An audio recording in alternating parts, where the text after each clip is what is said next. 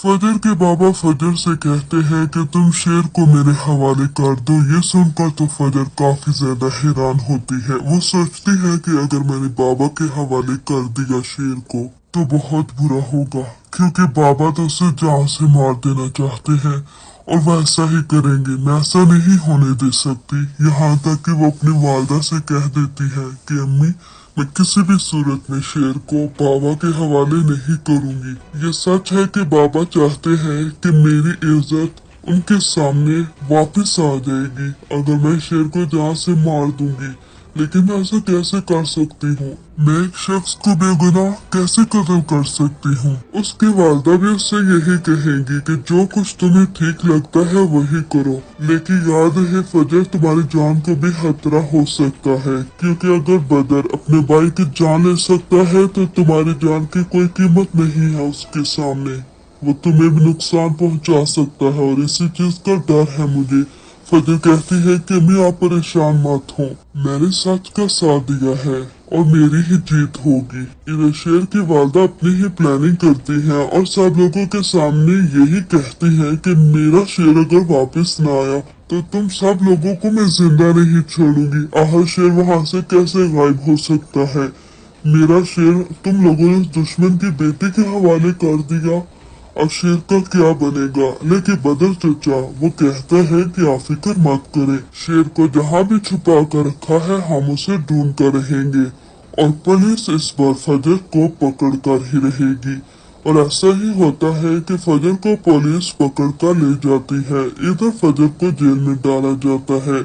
जब शेर की वालदा को मालूम होता है कि फजर पुलिस के हवाले कर दी गई है, वो काफी ज्यादा डर जाती है। वो कहती है कि अब क्या होगा? मेरे बेटे को और उसकी जान को काफी ज्यादा खतरा है। अगर फजर वहाँ पर नहीं होगी तो उसे कोई भी नुकसान पहुंचा सकता है। शेर की वालदा की वजह से ही फजर जेल से जल्दी बाहर आ जाती है।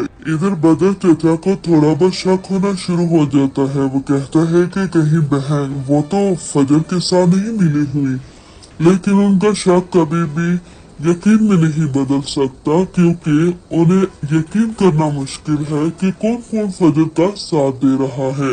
अब इस बदर चचा के बुरे दिन शुरू हो चुके हैं। इसी वजह से ही वो दोबारा से फजर के बाप के घर जाता है। उसका बाप कहता है कि एक बार तुमने आजमा लिया है पुलिस को भेजकर, दोबारा मत आजमाना। मेरी बेटी के सामने तुम सब लोग ढेर हो चुके हो। देखो, जमीन तो जीत चुके हो, लेकिन आज शेर को ढूंढने में इस हद तक नाकाम। और इल्जाम मेरी बेटी पर। अगर मेरी बेटी ने ही उसे गायब करवाया है तो सोचो तुम्हारी किस हद तक नाकामी हुई है बदर।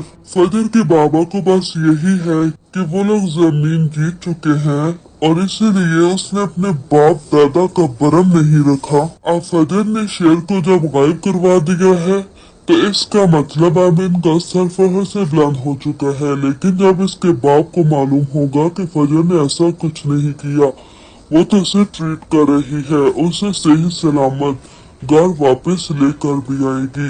लेकिन ये इस ड्रामे का बहुत बड़ा ट्विस्ट होगा जब फजर और शेर फजर के बाबा के घर आएंगे। वहाँ पर उनके पांव तले तो जमीन निकल जाती है कि ये मैं क्या देख रहा हूँ, मेरी बेटी ने मेरे साथ ही धोखा कर दिया।